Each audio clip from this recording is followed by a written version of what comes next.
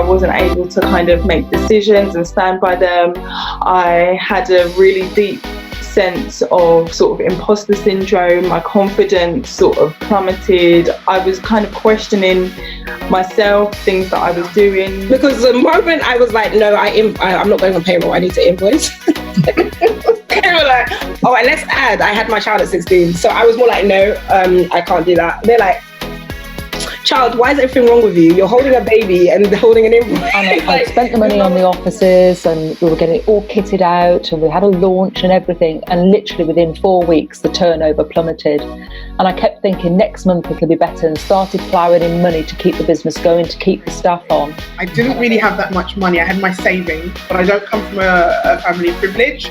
I come from a working class family. So I had all of these kind of barriers that at the time I didn't realise were barriers. I just got on with it and just moved. I moved without thinking. I had an idea. Hello and welcome to another episode of She's the Boss Female Entrepreneur Stories, where I'm joined by phenomenal women from the world of business and entrepreneurship who share their stories, their challenges and their successes. If you're not already following me on social media, I'm on Instagram at She's the Boss UK, on Twitter at She's the Boss INTL, LinkedIn, Daniela Genus, and Facebook, Daniela Genus, She's the Boss. So make sure you connect. And if you haven't already subscribed, make sure you hit that subscribe button so that you never miss out on a new interview. Today, I'm really excited to be joined by Monique Mcintosh, who is the co-founder of the Digital Disruption Agency. She is a digital marketing specialist and educator, and she just witnessed probably one of the most funniest moments in the history of She's the Boss, because my house just caught fire as we started. Welcome, Monique. Hi, Daniela. Thank you so much for having me. I'm happy to be here and to be, to be embedded, ingrained, and hold such a dear part of your heart and of your podcast. Thank you so much for having me. So tell us about the Digital Disruption Agency. How did you get started? I know that you're relatively new with the business. So what was the journey from the idea to launch? Okay, so the journey to Digital Disruption Agency for me would have actually started with my previous baby, the digital marketing chick. I've been a digital marketer for that's a part of I don't know, 3 years, 4 years, but I would have done my formal training in integrated marketing communication. This is something that I would have been doing. I would have pursued further education. So I'm certified digital marketer through the Digital Marketing Institute, and then COVID happened. Yeah. Then COVID happened, and my clients, even though I'm within the field of digital marketing, between lockdowns, their business also being negatively impacted, everybody searching for ways to either cut cost or trim, at first it kind of went to, okay, can we negotiate, how can we prorate something, how can we do something, and some of those contracts I would have lost literally. If you think of Jamaica, where I'm from, woot woot, and where I live and operate from, we're a small island, we're a developing state. A lot of our income comes from areas including tourism, which literally decimated. And even those areas that aren't immediately touched by a field or an industry like a tourism, a lot of our processes are still physical or manual. A lot of the businesses are centered around someone going to a physical location. So businesses, regardless of sector, niche, area, still are dramatically negatively impacted by the effects of COVID. And so I was invited to participate in a digital training session as a part of the Kingston Creatives response. Now, Kingston Creative is a group, a collective, it's a charity, a non-profit organization located here in Jamaica, and they teamed up with funding agencies, banks, etc., to provide creatives with an opportunity to learn more and outfit themselves to be able to respond, to build strong businesses despite what was happening. So they did training in digital marketing, in e-commerce, in financial stuff, etc. And in that training, I teamed up with a beautiful lady by the name of Kadia Francis. And she had an idea and I had ideas too. And we basically combined and came together. And that was May of this year, right? Now, both of us are powerhouses in our own right. Kadia is an amazing content developer. She's an amazing strategist. And she shares my passion for education and for sharing information with others. And so it was a natural fit. And so we basically put our heads together and we've created this agency that not only provides services for persons, but we are also building out and outfitting digital education for the Caribbean, because we can't make it out of COVID. Your business, your brand, is not going to survive unless you have a good understanding, a firm grasp of how to use the digital space. And the truth is, many of us in the Caribbean, even those of us who are online, many of us are not really using the platforms to the best of their ability. So we decided to focus on digital education and on specific niche areas like digital events management, supporting persons who want to take their business online, for example, with workshops or webinars, whatever, to help support them to do those things online. I love that. What was the reaction of those around you? Was everybody supportive of you kind of taking the leap of starting the agency? Well, everybody had their own things to worry about. So that was one. But we have received a lot of overwhelming support. We formally registered in August, but we would have been starting putting our plans and stuff in place before. And just in that very short period of time, we've already been commissioned to do digital training in both digital marketing and social media marketing for a Caribbean-wide initiative. So we've trained a couple hundred Caribbean creatives already in foundations, in digital marketing, and in social media. We recently signed off on a major contract as well to do some other support work. So I think that the market generally has been receptive. We have a sister brand or community called Digital Jamaica, which a huge part of the community has been around. Kadia founded Digital Jamaica, and she's been building, and I joined since our collaboration to really educate persons. It started out as a Jamaican, and this brand is a Jamaican initiative as well as members of the diaspora, to really, hey, we're not talking about what we are doing.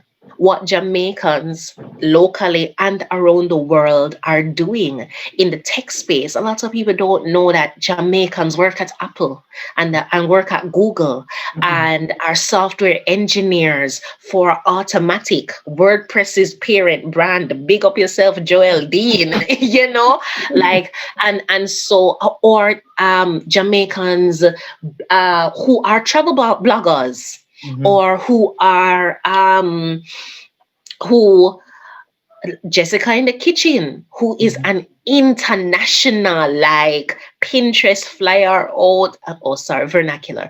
Pinterest. Pinterest reached out to her and invited her to their headquarters. They chose 20 bloggers from around the world. I think it was in 2019, either 2018 or 2019, to feature and really bring them on as an official part of a campaign. And she was the only one that wasn't a North American. And she's a Jamaican. So talking to people like that and shedding light to things that many of us don't even see as possible. Especially when you live in a small island, you see things online and you look and you say, oh, wow, that's great and that's awesome. But she's white. Let's just be real. She's white. Or she lives in America, or they have a whole lot of equipment and they have these big stuff and they have a big budget that they can use. And I'm just a little girl in Jamaica. My Wi-Fi not even that great.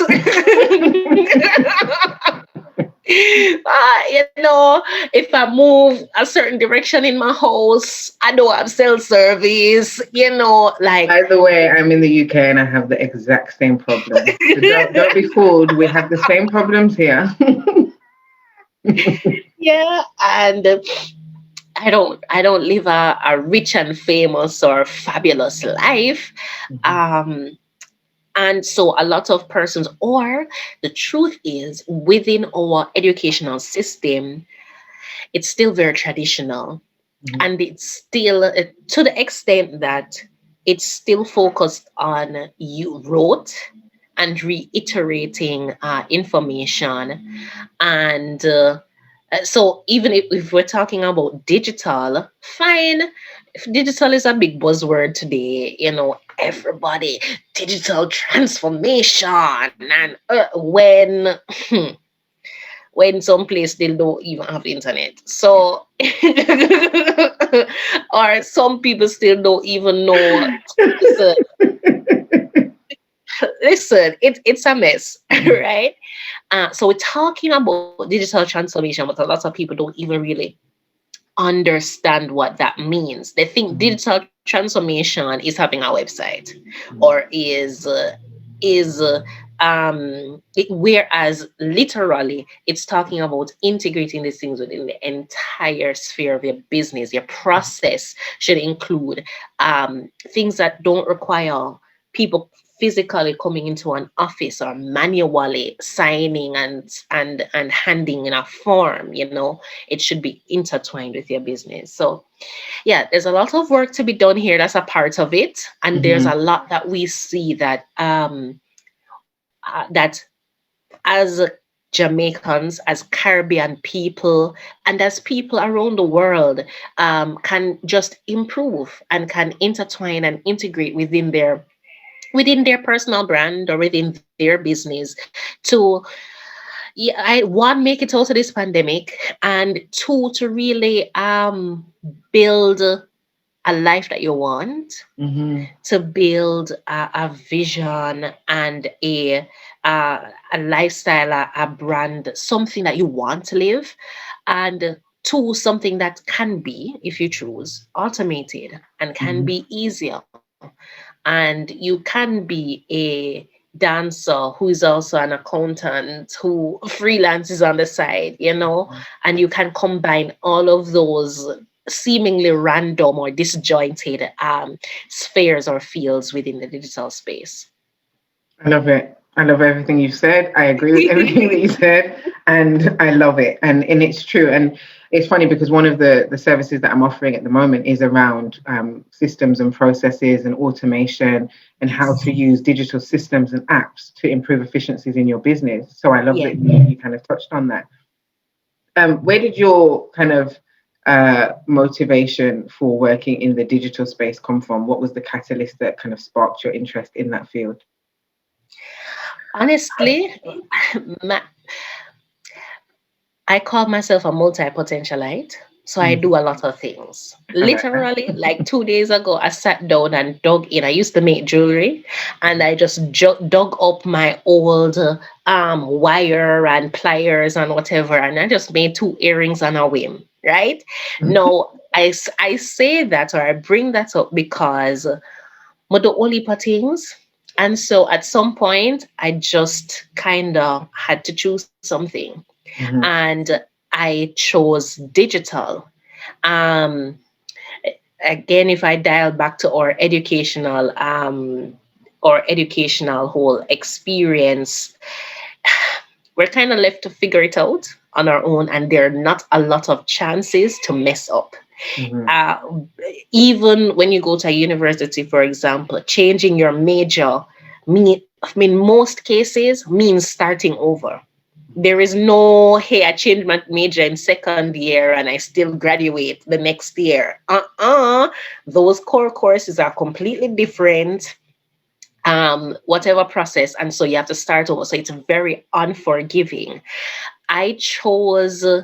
I started in the direction of media by a process of elimination. I literally opened the university's brochure and I said, no, never, not gonna do that. And after my process of elimination, I was left with 2 things: integrated marketing communication, which is PR, advertising, social marketing. Please note, I did not say social media. We'll get to that. Mhm. Social marketing or law. And I applied for both, right?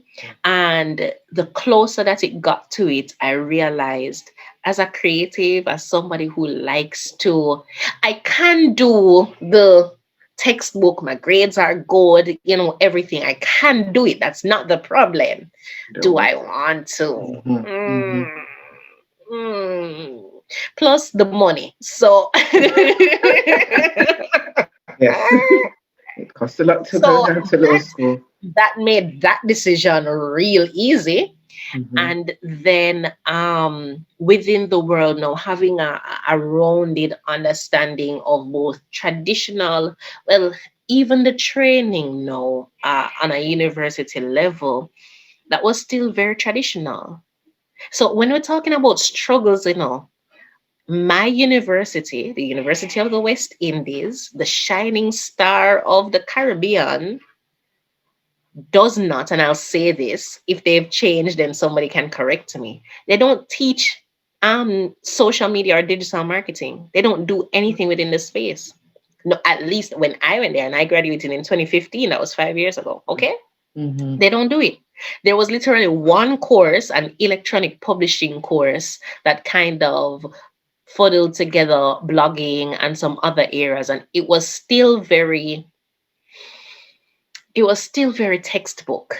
It was still very and very high level and not very practical. So yeah, when I was finishing one, I knew I had to do something.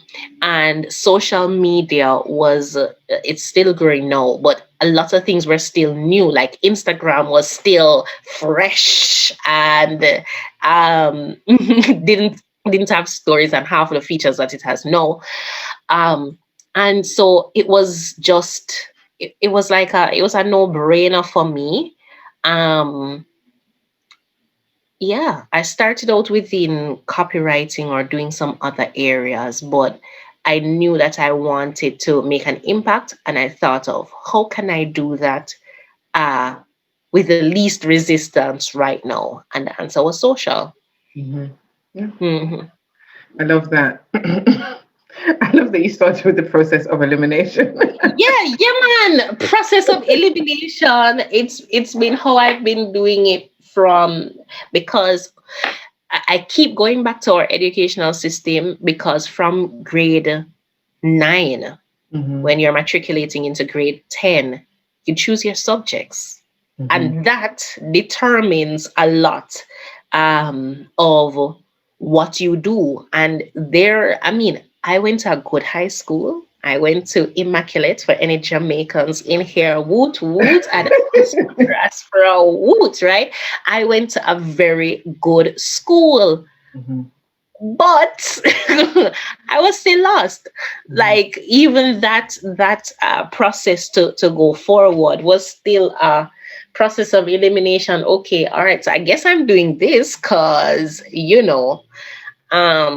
so, and that's a part of the reason why I know digital education is so important, because you can't choose what you don't know. And a lot of people don't, especially here, and I'm sure around the world, but especially when you can't look on somebody and say, you are making money from the internet. Legitimately, not on only, I'm not beating anybody OnlyFans, but not right. It doesn't have to be OnlyFans, it doesn't have to be whatever. You can literally be a gamer and love gaming and do gaming, like your whole life is that, playing games, doing reviews, testing out different stuff, breaking down scenes or whatever, and you can do that and make a living. You can do that and not be a bum. Like, a lot of I don't even think you'd understand how people don't get it. And it's not because they're not smart, it's not because of that. It's just a lack of exposure and a lack of awareness. It's not within their space, so they can't see it as feasible or as an option for them. So that's the real push around the digital education. So Caribbean people can really see themselves reflected and hear stories like you doing it, like, around people around the world who are like them, who had a start like them, probably even came from the same parish or country or community or similar experience, and see themselves doing super amazing things. I love that. And I think it's so true. And I've often kind of pondered on why Jamaica in particular, because that's where my family is from, haven't harnessed kind of digital technologies and also digital entrepreneurship in the way that they could, particularly, and not to make everything about the West, but Jamaica is an English-speaking country. So there's so many connections for me that if they set up something there, you can sell to people here because they understand.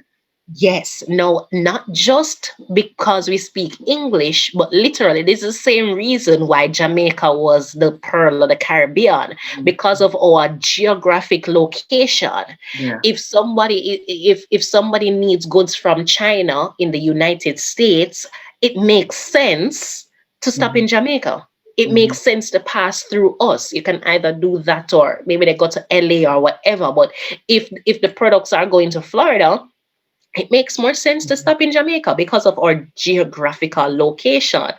Now, you can take it as a child who probably got the favoritism,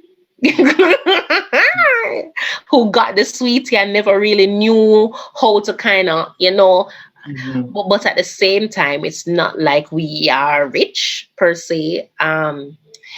So another thing is the old guard, because there are the people who have made their money a particular way for their entire lives, and they're the ones with the money. And so everything kind of follows that track, because that's what they understand. They understand you coming into an office, sitting down for 8 or 9 hours and going home. They don't understand you not coming into the office and still getting the work done. Right? So COVID, despite all of the unfortunate things that have happened, it's forcing a, a, a digital transformation that would have taken 10, 20 years to happen. And it's happened in a matter of months. Why? Because people have to. And their bottom line is affected. And so all of a sudden, when no bank would touch e-commerce, Daniela, none of our local banks offered e-commerce before 2020. Let that sink in. So if somebody from Jamaica, your favorite, you are going to get married and you are doing a destination wedding in Jamaica. Unless your makeup artist or your wedding planner has a green card or somebody, them cousin, uncle, brother, sign up for some website with their name on it and their social security connected with a bank, or you're fortunate enough to fly out and have a bank account in your name or something in the States or wherever. Yeah, your e-commerce options were PayPal. Wow. And then doing a sort of wire transfer situation back home. So in other words, you're still waiting unless you connect with another party, like Payoneer or something like that. Unless you do that, then you can't get your funds. So before what's happened with COVID, before 2020, a lot of things just. So you asked the question of why we're not doing it. The infrastructure, a lot of the infrastructure isn't, some wasn't, some being introduced. But as you can also imagine, with things being so new, so fresh, there are lots of bugs to figure out. So it takes time, it takes energy, it takes effort. It takes being a little crazy, because why are you dedicating so much time to trying on clothes, or to training people to use social media, or in whatever it is, traveling to the beach, when the people who own the hotel or the villa or the whatever are saying, well, I do one ad in Condé Nast or whatever traveler, and I run a campaign on whatever big network, or for sandals. Yes, I just give Steve Harvey, the Steve Harvey show, XYZ, and they do a giveaway, or Jeopardy, and they do a giveaway of a 4-night stay worth $5,000 at one of my resorts, and that's all the promotions I need. Well, not anymore. Not anymore. That's true. So, No, I was going to say that I completely agree with you in terms of it's unfortunate, and obviously God rest the souls of the people that have lost their lives for COVID, but it's really shaken up industry, and it is definitely going to create a sea change, because particularly like in somewhere like Jamaica that is very reliant on tourism, that you're going to have to, it's kind of, innovate or die. Like, you're going to have to do something. All of a sudden, every resort is pushing for staycations. The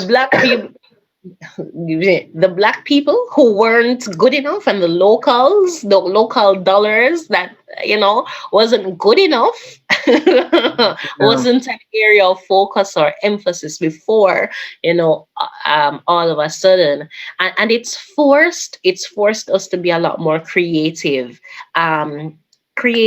and inclusive in many cases, and to really question a lot of the things that you would have seen, or the deductions you would have made based off of real fact. Like, facts have changed.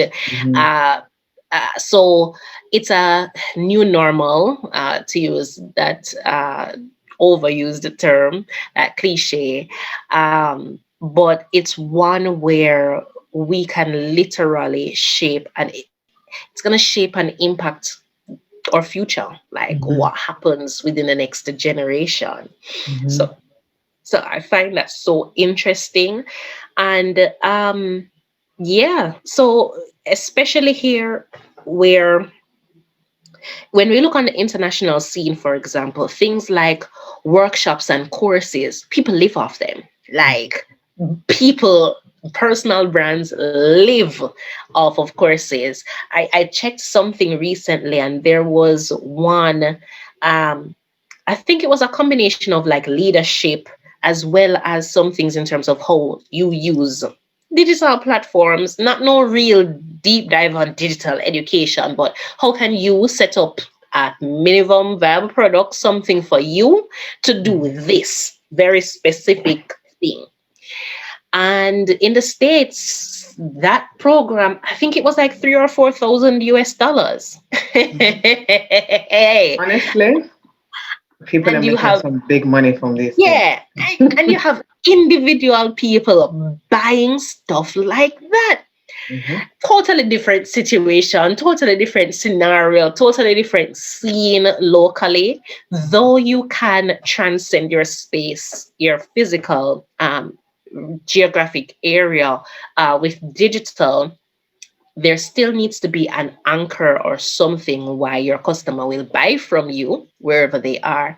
And so it's forced us now to kind of reimagine those things that we never thought were possible here. No, I still can't run a 3,000 US course. You can. But You can. Don't say you cannot. You can. You speak the same all language right, that I they speak. claim You it, have I access to take the it. same information. You absolutely can. Yes.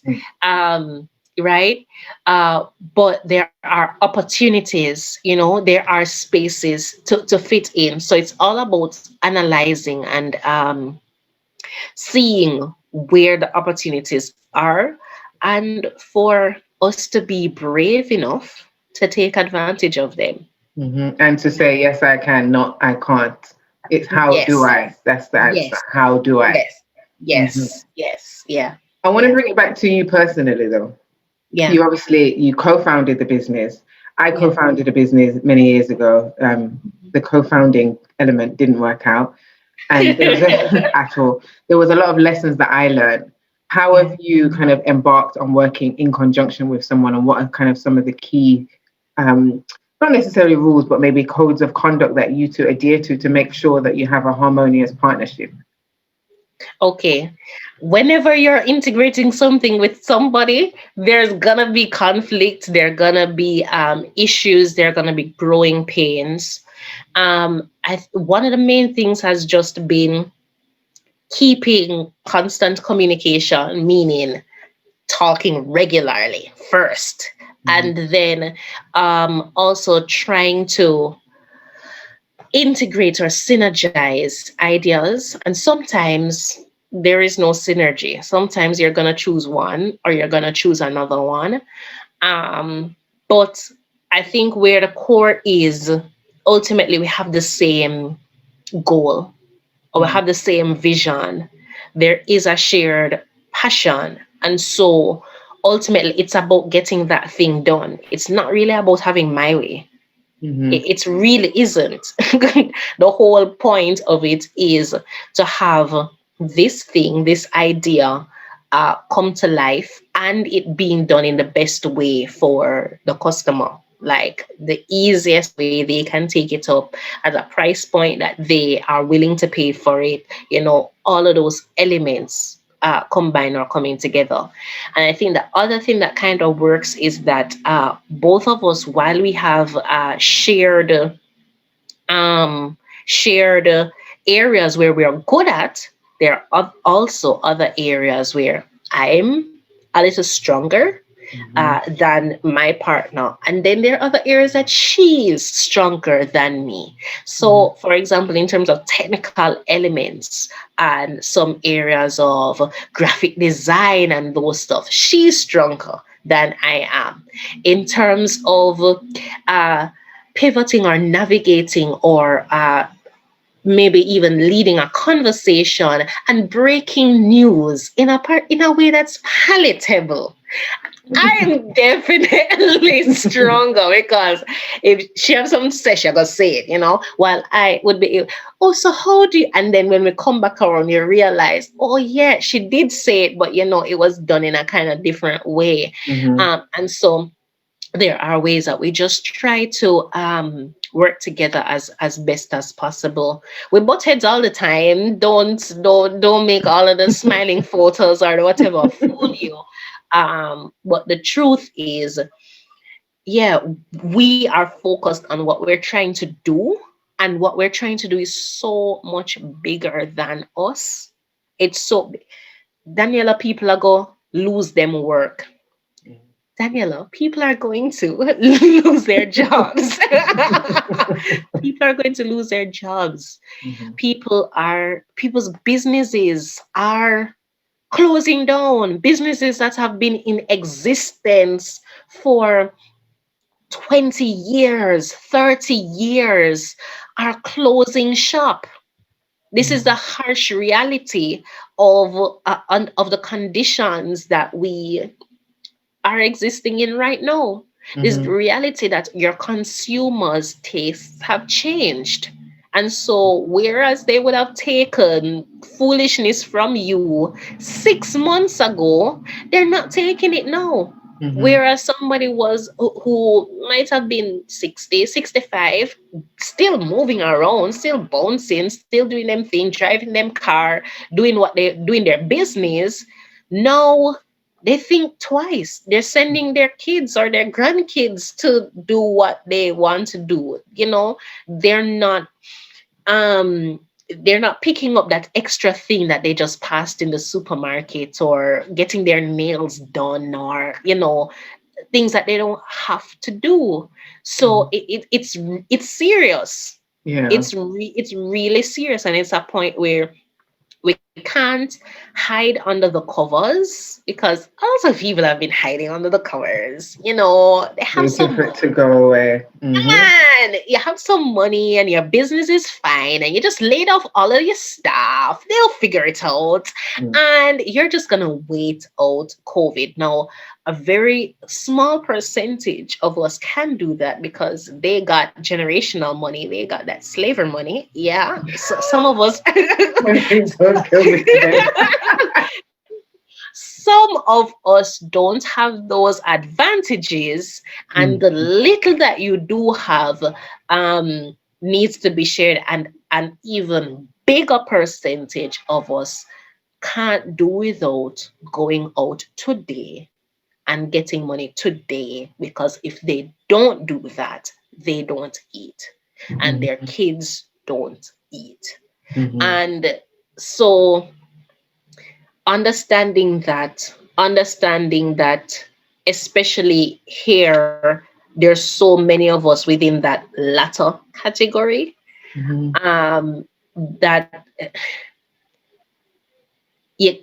I can't close my eyes and hide under covers, despite the fact that I'm not going to die today if I don't. Maybe, next month, but not today, right? I can't do that because, all I see is anarchy. All I see is anarchy. And the government is trying, people are trying, but it's tough. I think innovation is key. And obviously I'm not there on the ground, so it's easy for me to say that from here. But I just feel like there's so much potential, there's so much talent, there's so much opportunities, and really having a focus on innovation and how can we be more innovative, I think is definitely the key to survival for everyone really, but particularly for Jamaica and the communities in Jamaica. And I'm telling you, those kids coming out of high school right now, those kids coming out of university right now, it's the worst of times, but it's the best of times. Because literally in their mind, they know, no, there is no cushion. There is no fluff to say, no, don't do that, or don't go here, or don't, you have nothing to lose. You're not getting a job anyway. Nobody not hiring. So you might as well take out your phone and start a YouTube channel. about something you would like within your community, chopping bush. Like there's literally nothing else to do. There's nothing else. Right? Well, let me not say that. It's not doom and gloom. We're not dying. But, People aren't climbing up palm trees and sitting on the beach and smoking weed. No, that's not it.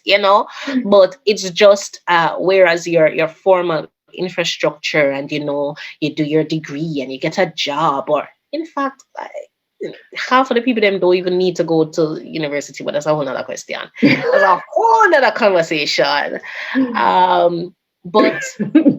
But yeah, it's causing some and that's gonna be a reality too. A lot of persons who may have been able to do a program, like locally, we have a work and travel program where a lot of university aged teens and young adults up to maybe like 25, 26. I think there's an age limit. Anyway, you go to school in the normal semester starting September, ending maybe about April, May, right? And then in the summer, over the course of like 3 months, you sign up for a program, you pay some money, and you work somewhere, especially in the States. Right? That's the most popular destination. You literally pay somebody to place you in a job and you work for 3 months and then you come back home. That's how a lot of people go to university. That's how a lot of people afford their university tuition. Working for 3 months, working 2 or 3 jobs, making some money. They pay them their tuition and maybe they buy themselves a few new clothes and stuff, and they do that, So a lot of people won't be able to go to university in the first place or afford to continue. That's just the reality of our situation right now. So the question is, we don't have the option of bawling doom and gloom, because if you bawl doom and gloom, you're just dead. Like we don't have the time for that. Yeah, you can't. Yeah. And so the question is, how do you turn what it is that you know, what is it that you do into something that people are interested in, into something that people can learn from, people can connect or relate to? How do you do that? And literally, the digital space provides that for every obscure and arbitrary thing, no matter where you are. And it really doesn't have to start with a big production. It really doesn't have to be something that 10 million people see. It doesn't have to be the most popular podcast ever or the biggest YouTube channel. You literally, one person can see it, and it be the right person, and it it totally change your life. Totally. I agree. Which is a wonderful segue.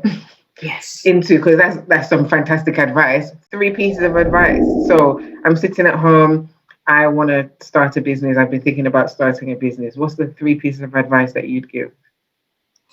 The first piece of advice is stop overthinking and start.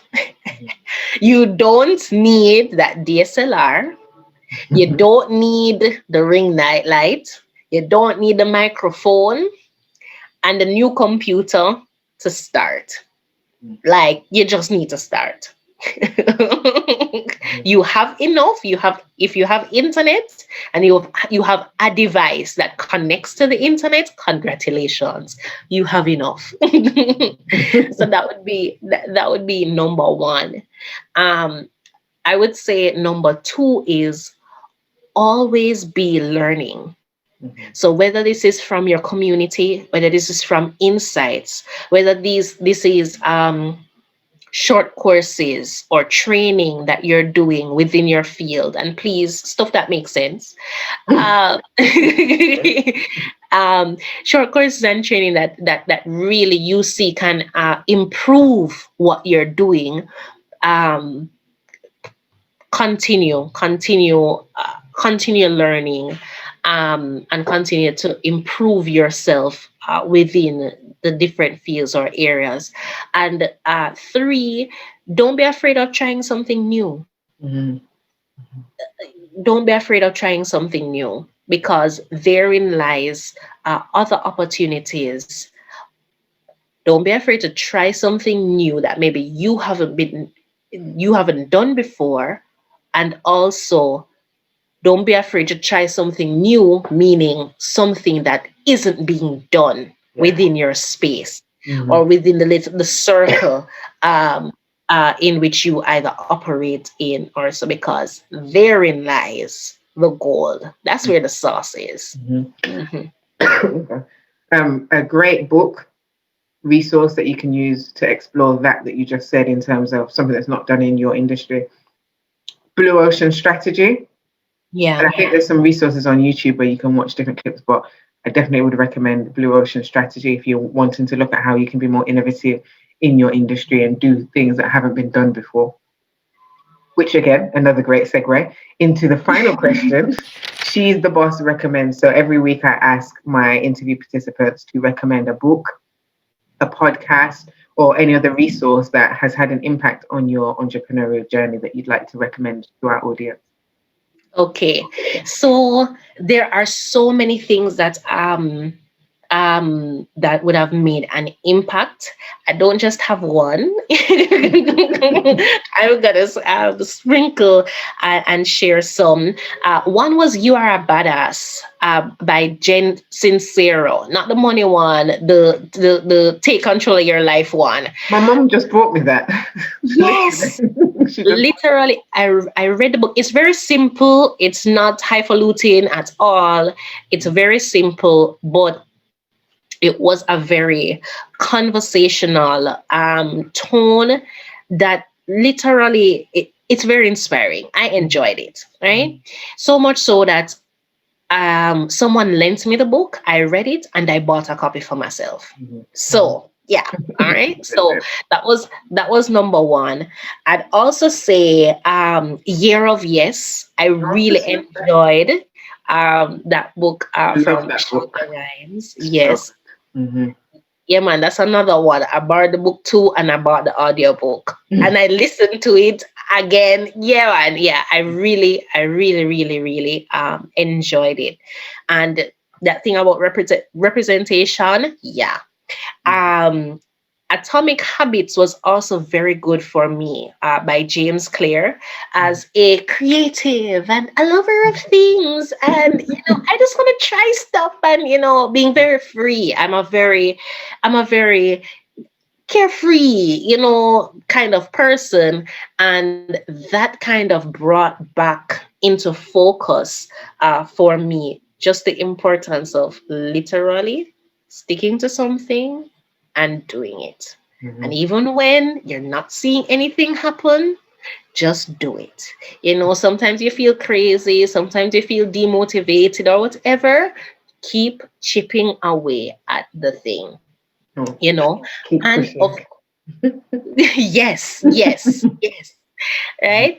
And shameless plug in terms of resources, I would actually recommend for persons, whether you're interested in Jamaica or the Caribbean, particularly checking out the Digital Jamaica community, thedigitaljamaica.com, or on Instagram, digital.jamaica. Literally, we're sharing persons' stories, as I would have alluded to earlier, and showing particularly Jamaicans, but all of people from Trinidad and all over the Caribbean kind of tuning in to what's happening, because we're doing stuff. We're doing stuff, and them nice. They are, yeah, man. And on an international level, on an international basis, whether it is that we're working for other organizations like a Google or an Apple and it sounds fancy, or you have your own business and my own software engineering company or app development, or a lot of tech people are in Jamaica, and they operate like turtles, and it's just who knows. Mhm. They may even be online and they have a Twitter and nothing on it says that I'm a techie. Mhm. Yeah. Mhm. And so that's what we're trying to kind of help persons realize, that there are so many opportunities to be had, and many of them only come your way when you start talking. Mhm. When you start talking and you shed the fear, Mhm. and you shed the worry or overthinking or whatever of, you're literally talking about what it is that you know about. Yeah. Mhm. I love I it. would say those. So if people want to find out more about you and about Digital Disruption Agency, you've mentioned the Digital Jamaica platform, but what platforms Right. can you be found on? Okay, so for me personally, you can find me online on Instagram.